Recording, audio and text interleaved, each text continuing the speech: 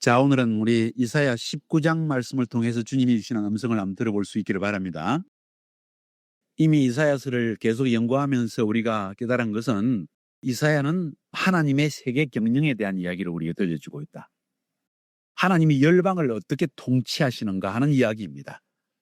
특별히 19장은 이사야 13장부터 23장까지에 기록된 이스라엘 주변의 열국들에 대한 예언입니다. 하나님께서 왜 열국을 심판하신가에 대한 이야기를 할 때 주로 열왕기나 역대기를 통해 살펴볼 수 있는 것은 크게 두 가지로 볼 수 있는데, 한 가지는 우상을 섬겼다는 것이고 다른 한 가지는 이스라엘 백성들 가운데 미슈파트와 체다크가 사라진 것, 하나님의 공의와 공평이 사라진 것 때문에 하나님이 심판하신다는 것. 그 심판의 기준이 이스라엘에만 적용되는 것이 아니라 열방에도 여전히 적용되어진다는 사실을 계속해서 지금 말하고 있습니다. 그런 의미에서 이사야는 궁중에서 일했던 예언자이면서도 정말 전 세계 열국을 경영하시는 하나님의 계획을 정확하게 보고 지금 이 시대에 살고 있는 우리들에게도 그 하나님의 눈을 우리에게 주는 굉장히 중요한 예언자라는 걸 여러분이 알게 되었습니다. 자, 그래서 오늘 이 19장은 또 19장의 위치를 좀 더 좁게 들어가 보면 18장, 19장, 20장 전체가 구스와 애굽을 함께 묶어서 이사야는 예언하고 있는 모습을 볼 수가 있습니다. 18장은 구스에 대한 예언이었습니다. 짧은 내용이었기 때문에 역사적인 어떤 정황 속에서 그런 예언을 했는지는 분명히 알 수가 없지만은 대략적인 하나님의 구스에 대한 계획을 우리가 볼 수 있었고, 오늘 19장도 마찬가지로 애굽에 대한 예언이지만은 이것이 어떤 역사적 상황 속에 쓰여졌으며 그것이 얼마나 성취되어졌으며 또 미래, 어느 미래, 먼 미래까지 이사야가 쳐다보면서 예언한 것인가에 대한 것은 상당히 의문점이 있습니다. 그러나 23절, 24절, 25절의 내용을 살펴볼 때 마지막 메시아의 재림 시기와 연관되어졌을 때 일어날 일까지 멀리 내다보고 이사야가 예언했다는 것은 우리가 알 수가 있습니다. 그래서 이 19장의 내용은 주전 8세기에 애굽에 있었던 정치적인 상황 속에서 이사야가 예언을 하면서 그 미래 애굽의 운명 자체에 대해서 이야기를 하고 있다 하는 것을 알 수가 있습니다. 왜 그렇게 말하는가? 이사야서 이외의 편에서 애굽에 대해서 예언한 다른 예레미야나 에스겔에서 예언을 살펴보면 이사야가 예언한 것을 넘어서는 것이 하나도 없기 때문입니다. 그 말은 하나님이 애굽 민족에 대해서 예언한 모든 것이 사실은 이사야서 안에 다 들어있다고 말할 수 있고, 그 말은 인류 역사 전체를 통해서 애굽에 일어날 운명에 대해서, 국가적인 운명, 민족적 운명에 대해서 하나님은 이미 이사야를 통해서 마지막 때까지 일들을 다 말하고 있다고 볼 수 있는 것입니다. 왜냐하면 성경의 다른 부분에서는 더 이상 애굽의 미래적인 운명에 대해서 말하는 것이 없기 때문입니다. 특별히 19장 전체를 살펴볼 때 애굽의 그 당시의 상황이라고 말하기에는 너무나 먼 이야기들이 많이 있는 것을 볼 수 있기 때문에 19장은 애굽에 대한 예언이지만 애굽의 먼 미래, 애굽 전 역사상의 애굽의 존재 자체에 대한 이야기를 다루고 있는 것이 바로 19장이라는 것을 알 수가 있고, 20장은 구스와 애굽을 동시에 언급한 예언이라는 걸 알 수가 있습니다. 여기서 우리가 이야기할 때, 구스라고 이야기할 때 지금의 우리가 그 정치적인 지도를 살펴보면은 이집트가 있고, 이집트 바로 남쪽에 무슨 나라가 있다 그랬죠? 수단입니다. 그 다음 남수단, 약간 오른쪽에 이디오피아라는 나라가 있기 때문에 나일강 하류 중에서도 가장 하류, 나일강이 가장 갈라진 곳. 그러나 그 당시에 구스라는 나라는 사실은 수단과 이디오피아를 다 아우른 대국이었다는 사실을 알고 있을 필요가 있습니다. 혹은 좀 더 정확히 이야기하면 그 당시에 구스를 지배하고 있었던 왕의 이름은 피안키와 샤바카라는 왕이었는데, 이들이 다스리던 왕국은 누비아라는 왕국이었습니다. 누비아라는 왕국은 주로 수단 지역을 점령하고 이디오피아를 통할하고 있는 왕국이었고, 이 누비아 왕국이 사실은 애굽의 25왕조로 등장을 합니다. 애굽을 완전히 통합 정치를 해버렸다는 거예요. 왜? 오늘 본문에 말하는 것처럼 애굽 나라가 완전히 갈래갈래 찢어져 가지고 정치적인 지도자가 나오지 않았다는 이야기예요. 그 사실 때문에 그때를 틈타 가지고 사실은 구스왕 피앙키와 샤바카가 등장해서 이 나일강의 상류와 하루를 완전히 정복해 가지고 애굽 25왕조를 만들어냅니다. 그래서 이 구스 왕조가 사실은 애굽의 25왕조가 되어진다는 이야기죠. 그런데도 대부분의 역사학자들은 애굽의 25왕조라고 이야기합니다. 왜냐하면 애굽이 더 강대국이었기 때문에 애굽을 중심으로 해서 역사를 편찬했기 때문에 그렇게 이야기가 되는 것입니다.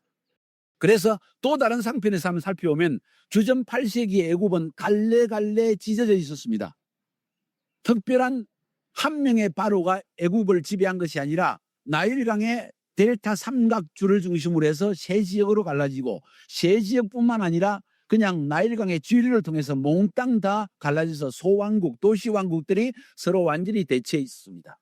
그래서 어느 나라도 이 애굽을 완전히 통치하는 한 바로가 나오지 않았다는 이야기입니다. 바로 그런 상황 속에서 구스왕 피앙키와 샤바카가 등장해가지고 애굽 전체를 통할하는 대왕국을 형성하여서 애굽의 25왕조를 형성하게 된다는 이야기입니다. 자, 그러면 19장을 통해서 이사야가 도대체 뭘 말하고자 한 것인가? 항상 애굽 주변에 있는 강대국 아수르나 혹은 나중에 등장하는 바벨론이나 혹은 헬라 왕국이나 로마의 왕국 혹은 또 여기에 있는 애굽을 들먹일 때 이것은 이스라엘과 항상 연관이 있기 때문입니다. 유다는 역사적으로 늘 애굽을 의지했습니다. 그래서 오죽하면 하나님께서 율법을 주실 때, 모세에게 율법을 주실 때 애굽의 말들을 의지하지 말라고 말할 정도였을까?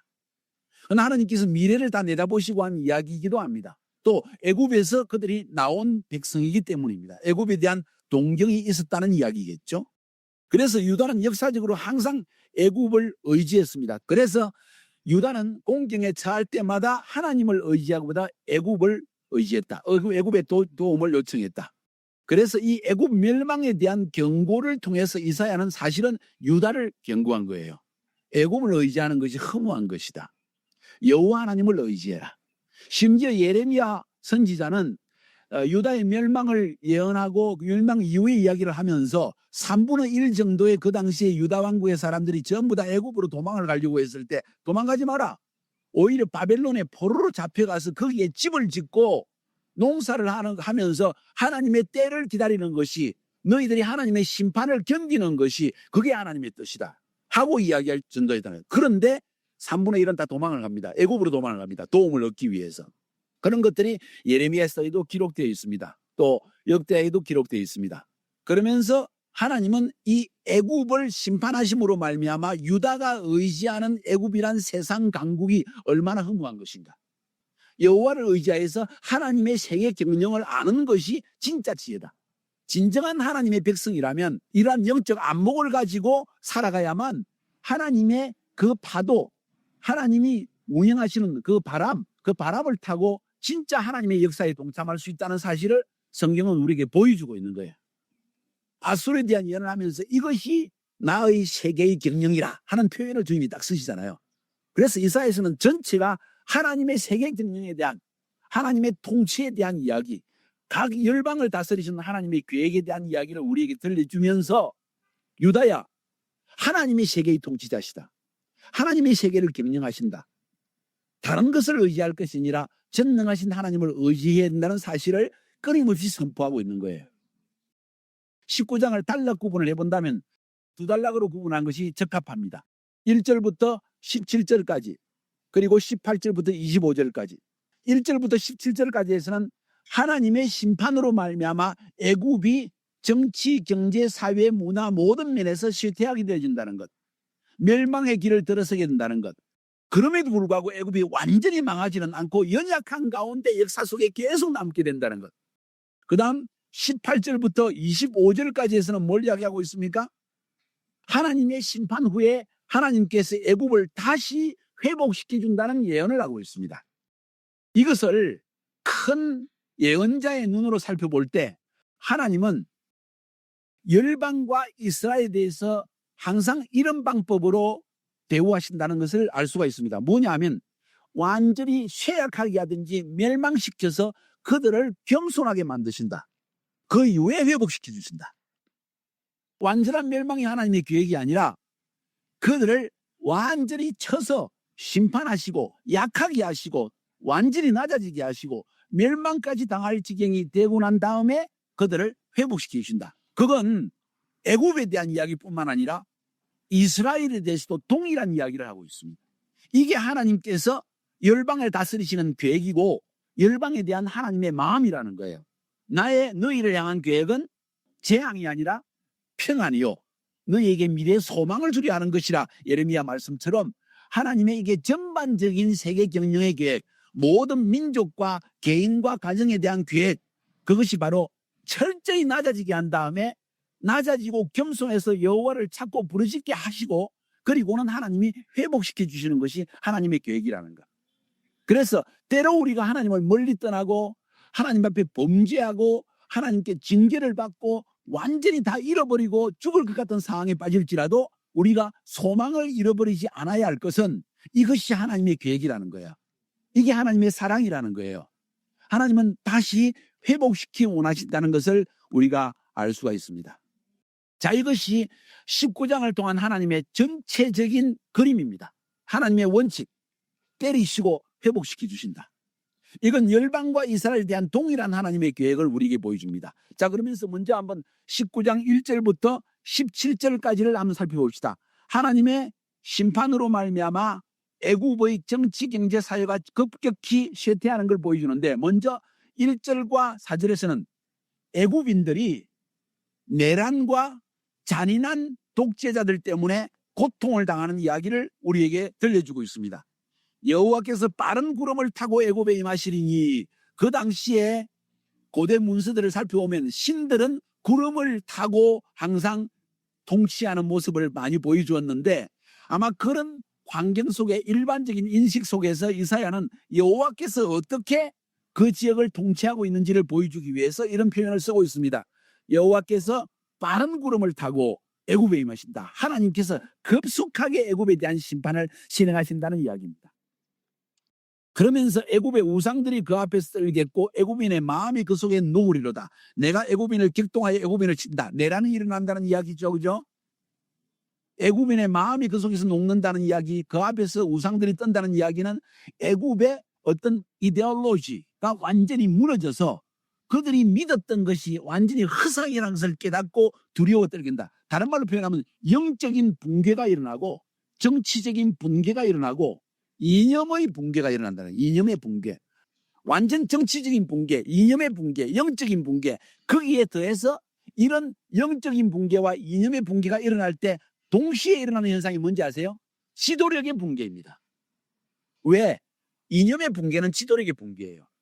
도대체 방향을 제시할 수 있는 지도자가 나타나지 않는다는 거예요. 그 시대가 도저히 무엇이 옳은 것이라고 말할 수 있는 이념이 나타나지 않는다는 이야기입니다.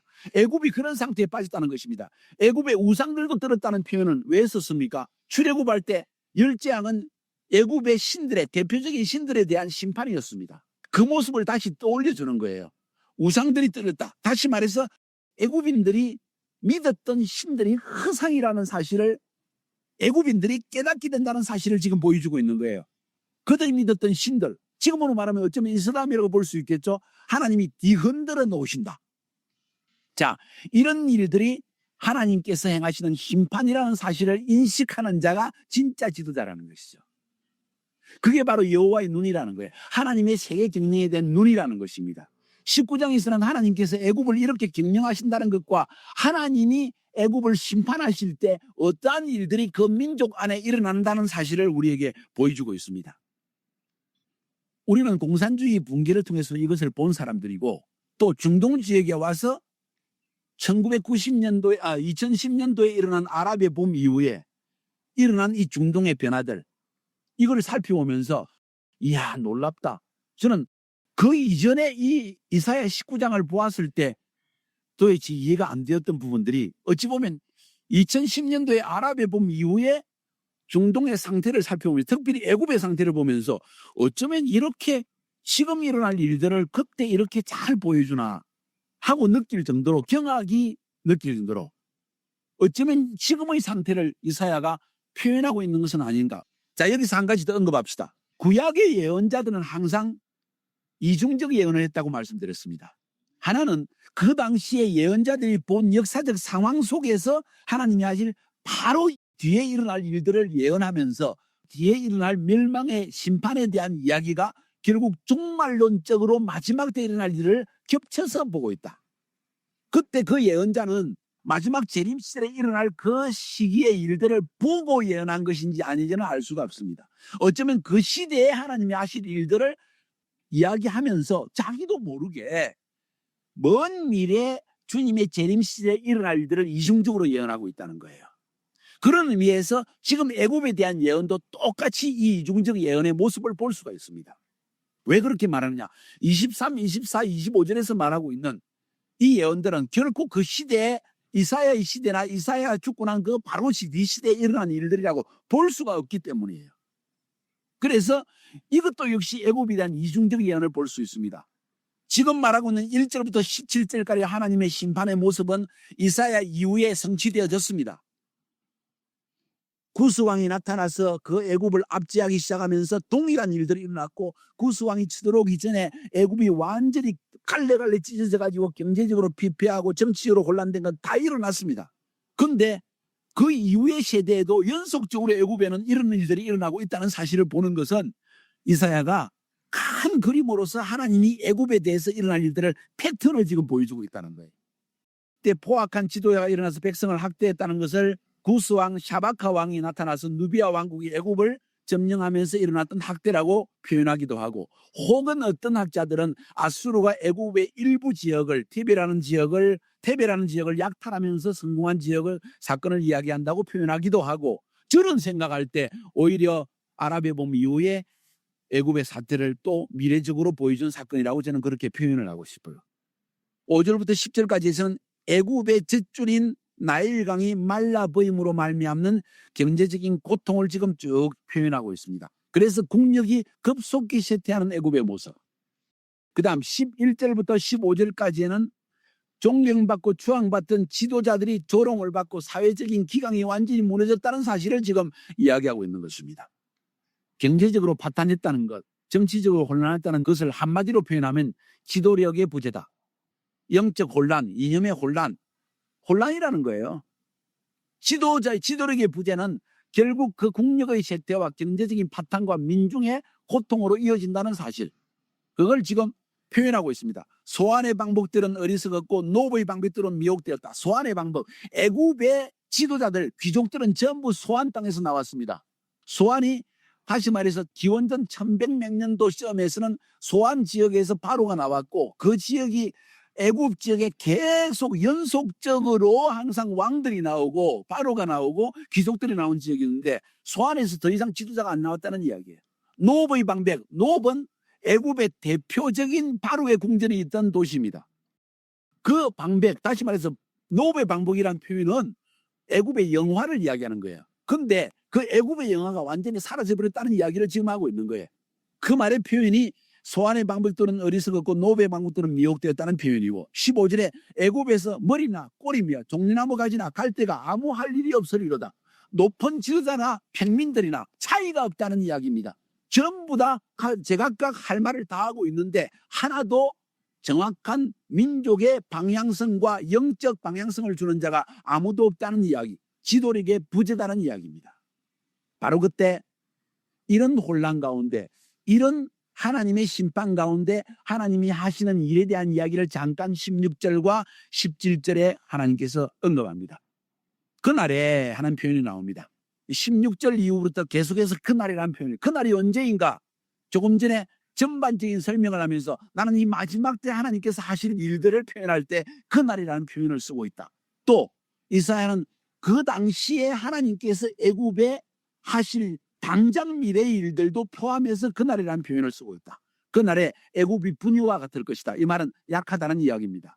그들이 만군의 여호와께서 흔드시는 손이 그들 위에 흔들림으로 말미암아 떨며 두려워할 것이다. 너무 약해져 가지고 주변 나라가 침공할까 봐, 남쪽의 구스가 침공할까 봐, 북쪽의 아수르가 침공할까 봐 덜덜덜 떠는 신세가 되어버렸다는 이야기입니다. 유다의 땅은 애굽의 두려움이 되리니 무슨 말일까요? 아수르가 유다를 침공해버렸기 때문에 유다 땅에 대한 소문이 애굽의 두려움이 되어졌다는 이야기입니다. 애굽도 곧 멸망할 것이라는 두려움이 임했다는 이야기입니다. 이는 만군의 여호와께서 애굽에 대하여 정하신 계획으로 말미암으리라. 이 소문을 듣는 자만 들리라. 다시 말해서 유다가 망하는 모습을 보고 아마 그런 소문을 들었을 거예요. 유다에서 도망한 사람들이 있을 것입니다. 하나님이 범죄한 이스라엘을 치셨다는 이야기를 듣고 어라 여호와께서 애굽을 또 치기를 원하시는 게 아닌가 하는 소문 때문에 그들은 두려워 떨었다는 이야기입니다. 그렇게 해석되어집니다. 자, 이것이 지금 애굽 안에 일어난 인식이라는 거예요. 여호와 하나님이 세상을 지금 치고 계시는구나 하는 인식이라는 거예요. 그러면서 이런 인식은 우리에게 회개를 만들어냅니다. 이런 인식은 하나님 앞에 나아가는 태도를 만들어내고 하나님께 부르짖는 태도를 만들어냅니다. 하나님이 세상을 심판한 이유, 하나님의 개인을 낮추시는 이유, 관계 안에서 물질적으로 우리의 상황 속에서 아픔과 고통을 지속적으로 만드는 이유는 하나님을 찾게 하기 위한 것이에요. 하나님을 찾아 부르짖게 하기 위한 이유입니다. 그리고는 하나님의 뜻을 깨달아 알고 회개함으로 하나님의 뜻에 내 발걸음을 옮기게 하는 것이 하나님의 계획이라는 거예요. 그 다음에 회복이 일어납니다. 그래서 1절부터 17절까지는 심판에 대한 이야기요. 심판을 위한 심판, 멸망을 위한 심판이 아니라 재앙을 위한 심판이 아니라 회복을 위한 심판이다. 그래서 하나님이 회복시키는 이야기가 18절부터 25절까지 연속되어집니다. 18절부터 22절까지를 먼저 살펴볼 때 아무튼 한마디로 표현해서 여호와에 대한 신앙이 애굽을 회복시킬 것이라는 예언입니다. 여호와의 신앙에 대한 징조들을 몇 가지를 이야기합니다. 첫 번째로는 애굽 내에 여호와를 가리켜 맹세하는 5 성읍이 있을 것이다. 그 중에 한 성의 이름은 장망성 혹은 멸망의 성읍이라고 이름이 일컬릴 것이다. 그 멸망의 성읍이라는 것이 아마도 이야기할 때 그 당시에 애굽에 있었던 온이라는 도시인데 헬라적으로 헬리오폴리스라는 도시였고 완전히 애굽의 우상숭배 중심 도시였는데 그것도 여호와께 맹세하는 도시가 될 것이라는 이야기입니다. 5개의 성읍. 어떤 사람은 이렇게 표현합니다. 여호수아가 가나안 땅을 점령하여 들어갔을 때 5개의 주요 성읍을 점령했다.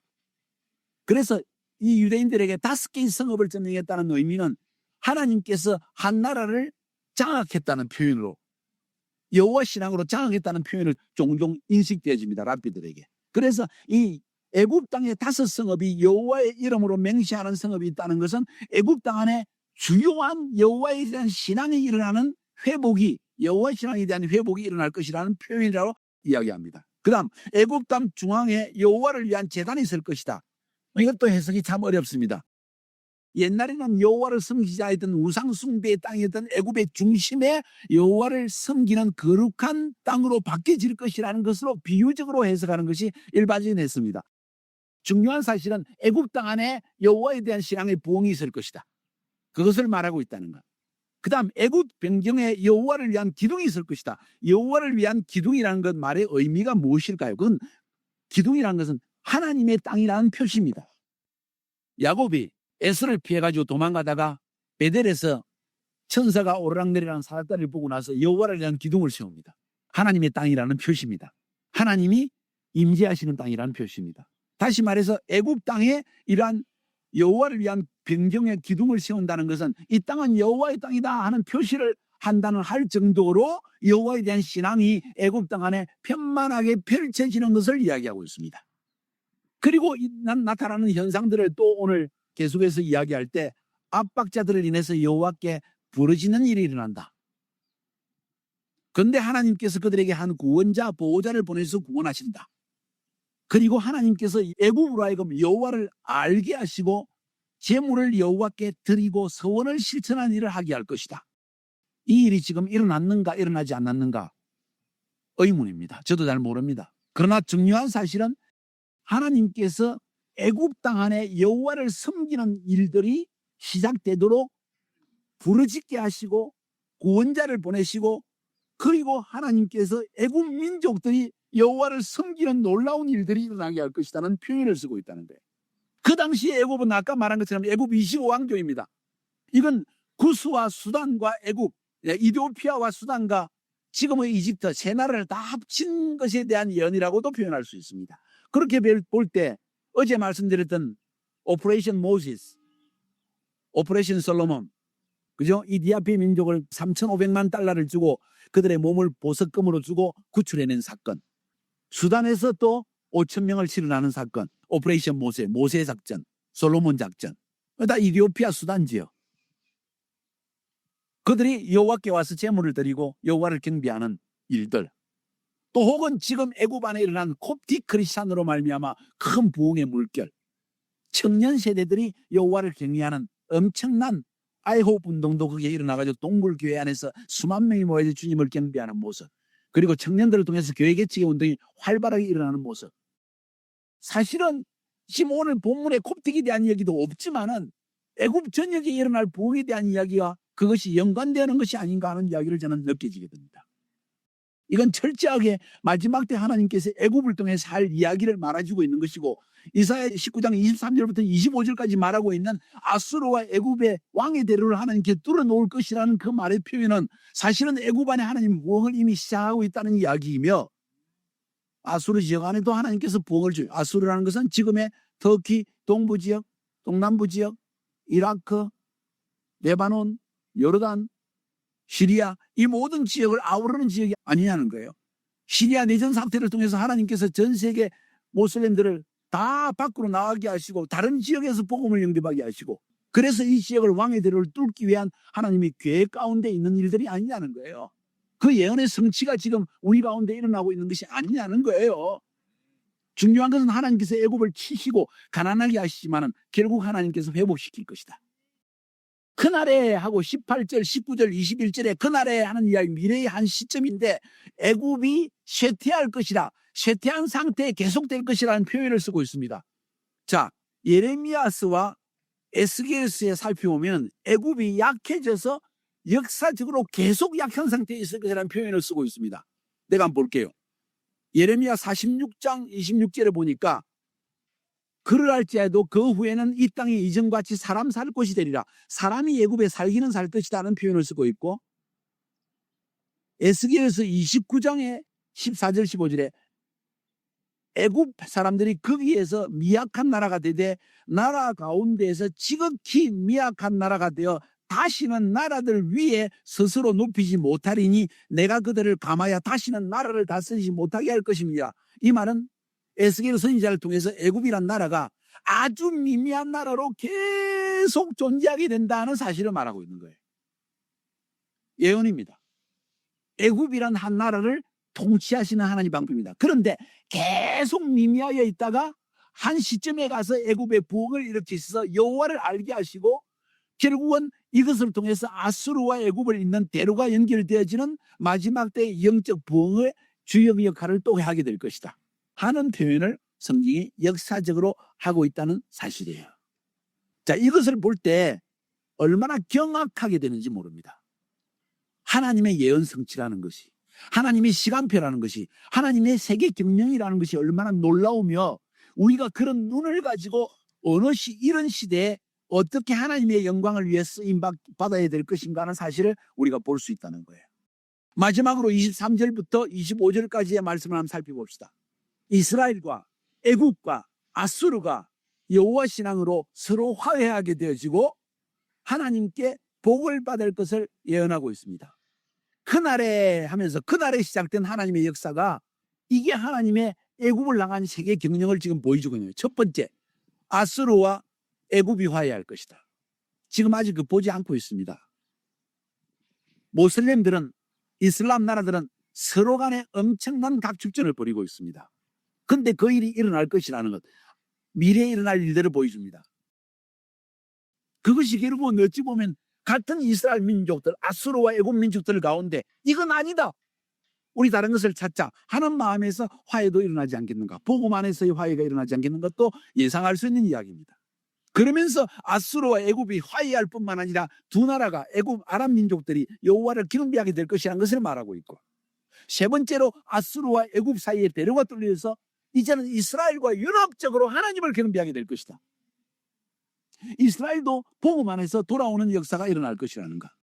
결론적으로 복음으로 인해서 아랍과 이스라엘 간의 깊은 차원의 연합이 일어나는 시대가 도래할 것이라는 것을 성경은 지금 표현하고 있다는 거예요. 난 이것이 지금 이 시대를 향한 하나님의 세계 경영이고, 지금 이 시대에 하나님이 하실 일을 보아야 되는 우리의 눈이라고 나는 생각하고, 이것을 위해서 우리가 하나님의 이 시점에 하나님의 시간표를 따라 사는 일에 헌신하는 중요한 이유가 되어진다고 저는 생각합니다. 다시 한번 이사야 19장을 살펴보면서 하나님이 이 시대를 어떻게 긴영하는지에 대한 안목을 지닐 수 있기를 주의 이름으로 축복합니다.